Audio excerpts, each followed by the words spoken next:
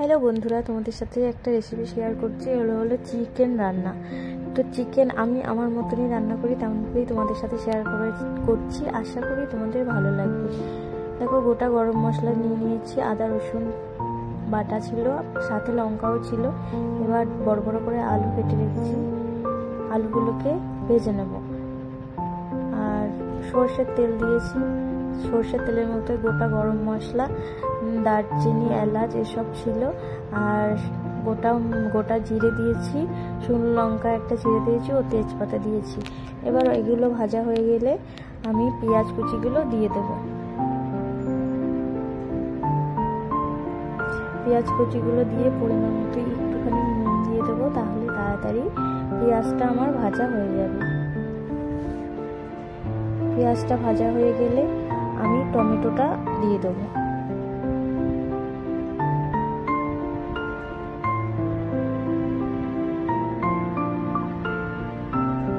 টমেটোটা হালকা ভাজা হয়ে গেলে এদিকে আমি পেস্ট করে রেখেছি আদা রসুন ও শুকনো লঙ্কা, পেস্টটা আমি দিয়ে দেবো। দিয়ে ভালো করে কষবো। নুন পরিমাণ মতো, পরিমাণ মতো হলুদ দিয়েছি, আর একটু পরিমাণ মতো জিরে গুঁড়ো আর অল্প একটু চিনি দিয়েছি। এবার মশলাটাকে ভালো রকম কাঁচা গন্ধটা যেন চলে যায় তেমন কষাতে হবে। কি করে বুঝবে তোমরা কষাটা হয়ে গেছে? ওপরে তেল ছাড়বে যখন মশলাটা থেকে, তখন কষাটা মশলাটা ভালো করে ভাজা হয়ে যাবে ও কাঁচা গন্ধ ছেড়ে যাবে। এবার আমার চিকেনটা ধোয়া ছিল, এটা হলো 2.5-3 কিলো চিকেন ছিল, ওটাই আমি এবার দিয়ে দেবো।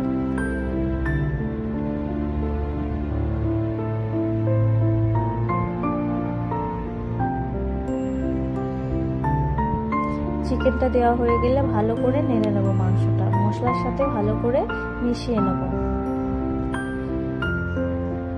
এবার উনুনের আঁচটা একটু হাই ফ্লেমে দিতে হবে, ভালো করে যেন জ্বলে।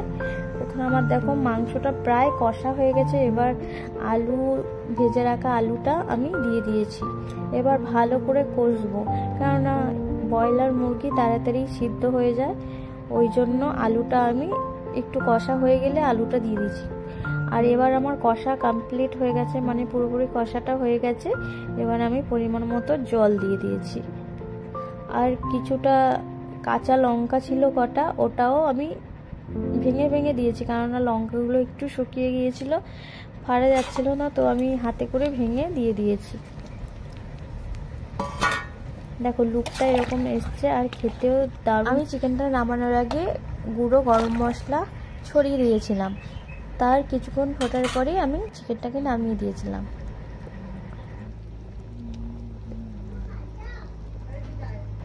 আলু পোস্ত আর সাথে চিকেন ছিল, আর ছিল হলো ঝিঙে দিয়ে পোস্ত, ঝিঙে পেঁয়াজ দিয়ে পোস্ত।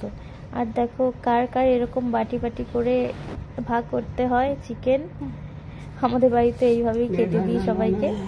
তো দেখতেই পাচ্ছ কেমন হয়েছে, আশা করি কমেন্ট করে জানাবে। টাটা, রাধে।